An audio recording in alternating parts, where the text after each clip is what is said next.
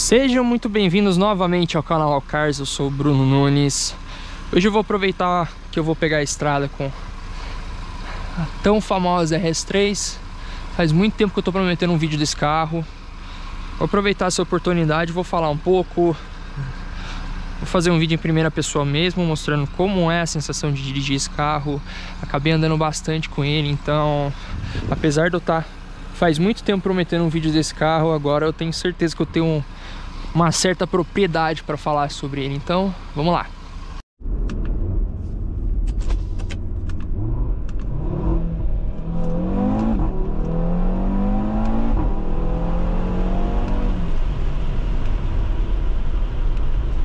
Sem extrapolar os limites da via, enfim.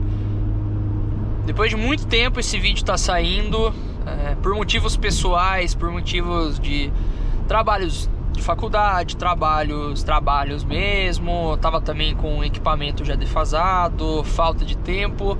Eu acabei não fazendo esse vídeo na época que eu deveria ter feito, na época que esse carro já era lançamento, que era mais novo. Porém, tem um ponto positivo nisso tudo. Eu acabei tendo uma experiência a mais com o carro. Acabei, digamos assim, dirigindo muito ele, né? Em curtas e breves palavras. Então, hoje eu tenho muito mais propriedade para falar sobre ele do que eu teria um ano e meio atrás, quando eu tive o primeiro contato com esse carro. E a minha percepção sobre ele mudou totalmente de lá pra cá. Não só de lá pra cá, mas a cada vez que eu tive a oportunidade de dirigir ele.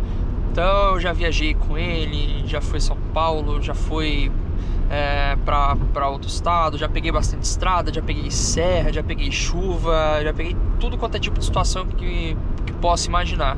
A única coisa que eu não fiz com ele foi levar ele pra um track day, né? Mas aí é outro assunto, já também não vou mentir pra vocês se eu falar que não faz falta. Lógico, eu gostaria muito de experimentar um carro desse numa pista no track day pra descobrir os limites dele, mas tá num patamar que eu não posso alcançar, né? Então vamos lá, o que eu tenho pra falar sobre a RS3 depois de todo esse tempo que eu pude experimentar ela. Eu vou deixar até no Comfort aqui, né, porque esse carro ele bebe um pouco. Então vamos de boa, curtindo a estrada, conversando. O que eu tenho pra falar sobre ela já de antemão? Ela é um carro que você vai se apaixonando à medida que você dirige mais.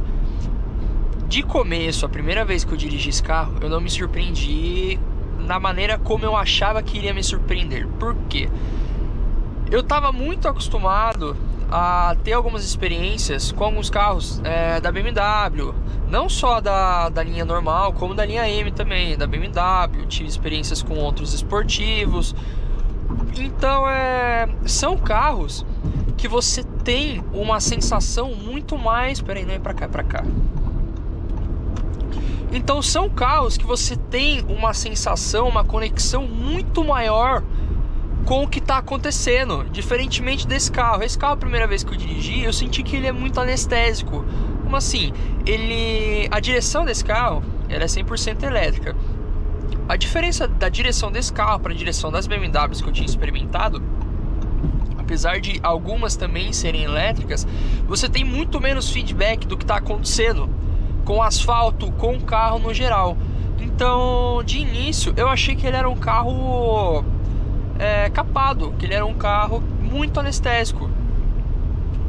Só que eu fui começar a descobrir o real potencial desse carro aqui quando eu peguei a primeira serra, quando eu peguei o primeiro trecho de estrada vazia com uma curva um pouco mais acentuada.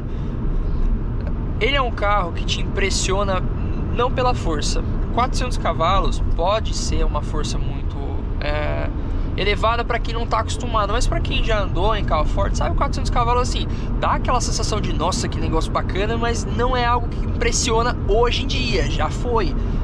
Porém, o que impressiona nesse carro é, primeiro, a sensação de segurança que ele passa. A sensação de segurança dele é absurda, absurda mesmo. É uma coisa que eu não experimentei em outros carros do nível, principalmente se a gente comparar com os concorrentes, que seriam as BMWs, as Mercedes equivalentes. A sensação de estabilidade desse carro, a firmeza dele, o que ele anda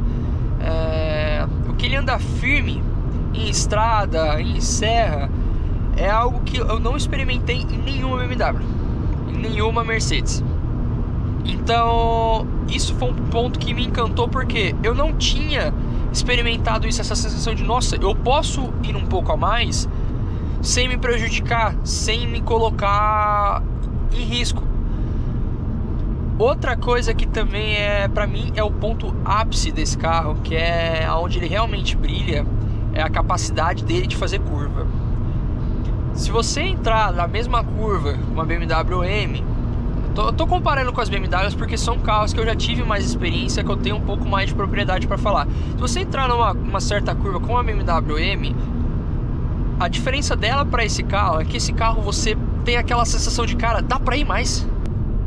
Eu tenho alguns amigos que chegaram a andar no carro, que andaram uma vez e falaram, putz, é um carro legal, é um comfort, mas eu não tenho aquela sensação que eu esperava ter, de assustar, de ter medo. E que andaram outras vezes depois falando, agora eu comecei a entender qual que é o real propósito desse carro.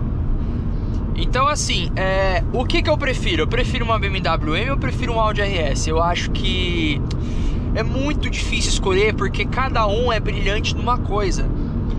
A BMW, ela é um carro um pouco mais estúpido, um pouco mais imbecil. Ela vai te fazer passar mais medo, ela vai te fazer talvez dar mais risadas, porque é tração traseira, você pode brincar um pouco mais, você tem uma sensação mais forte de... Ó o radarzinho escondido aqui. Que mundo é esse tão cruel que a gente vive?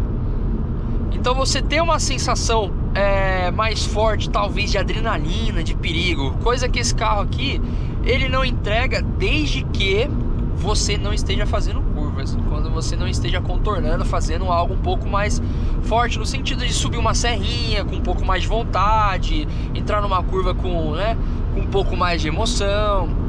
Então são carros brilhantes em dois extremos opostos. Esse carro é brilhante na segurança, na confiança que ele te passa, na facilidade de dirigir. Então ele te permite chegar num limite em que, se a pessoa não for um piloto profissional, ela só é um entusiasta, quer curtir um pouco mais um carro, ela te permite chegar num limite muito mais alto do que qualquer outra BMW.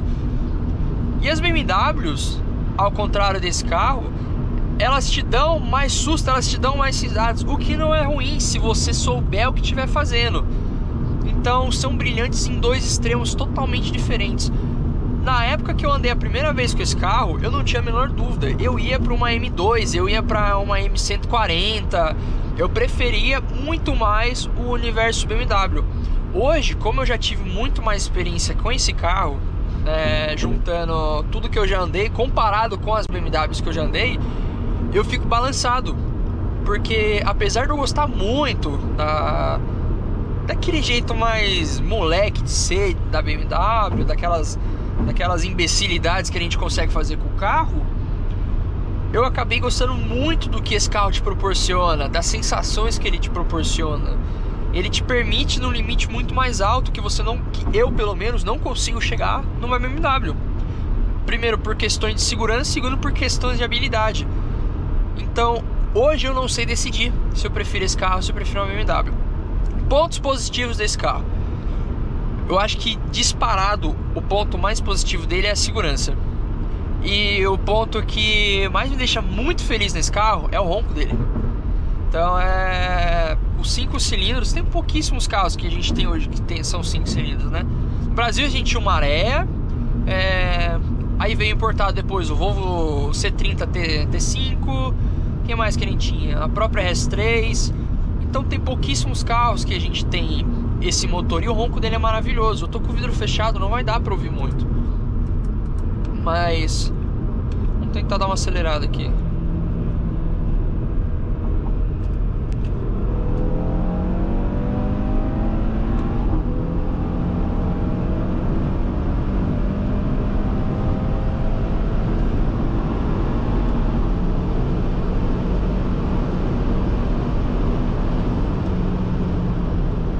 O ronco desse carro é espetacular.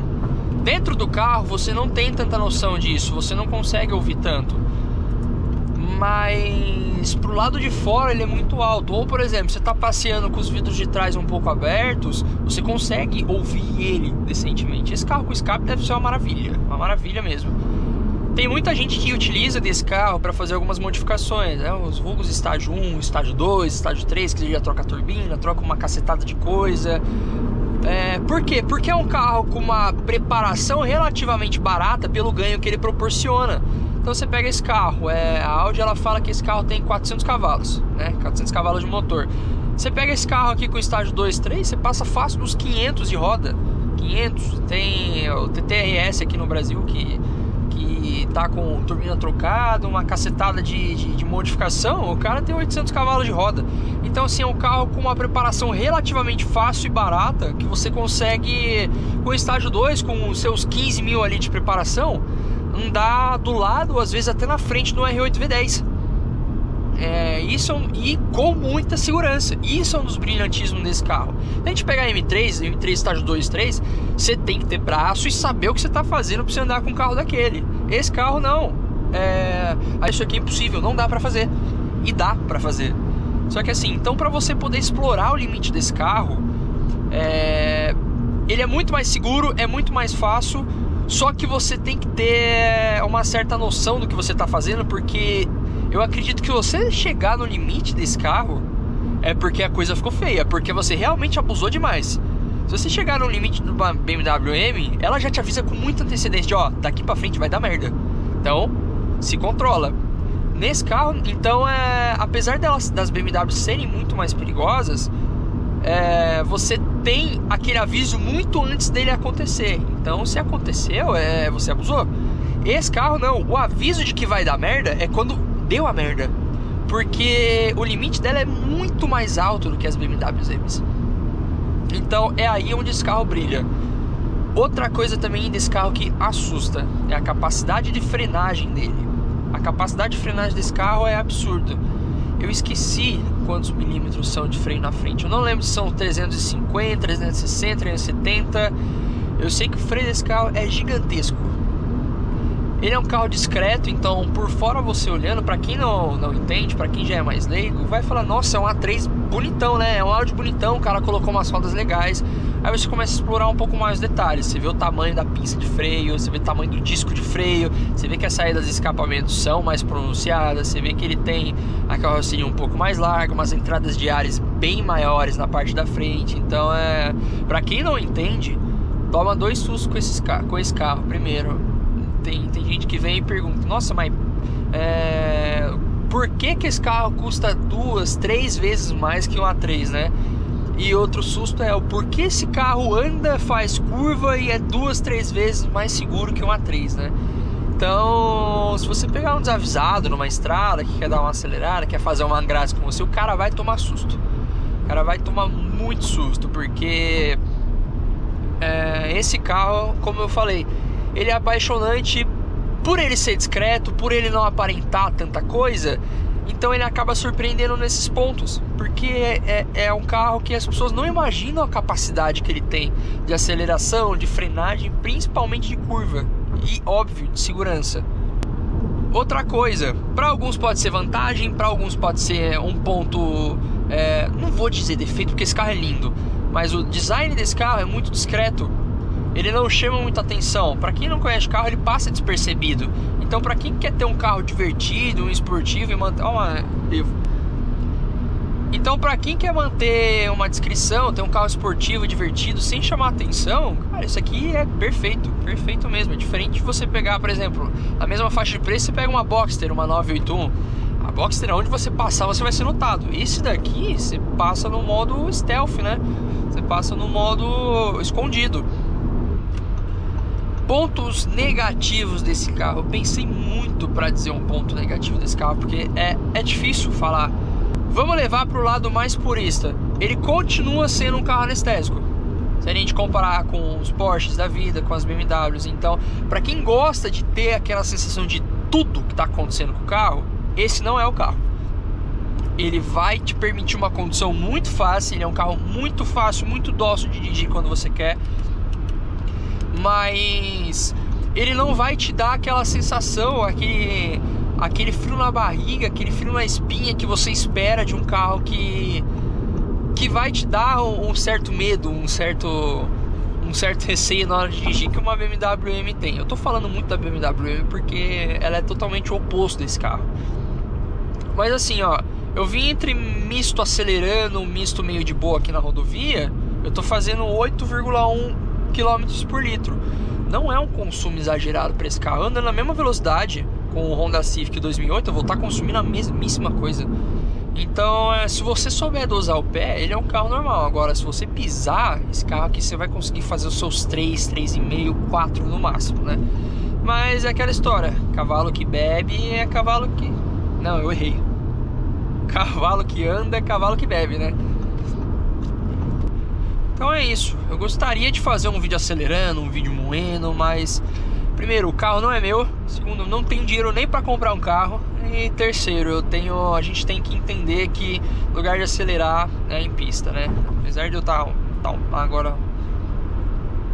Eu queria fazer um vídeo desse carro acelerando e tudo mais para mostrar para vocês, mas primeiro, a gente não tá em pista. Segundo, o carro não é meu. Terceiro, eu não tenho dinheiro para pagar isso aqui se acontecer alguma coisa. Então, a minha ideia era compartilhar um pouco da experiência do que é dirigir esse carro aqui. Eu espero que tenha sido proveitoso para vocês. Pretendo trazer mais conteúdos em breve. Então é isso, pessoal. Um abraço e até mais.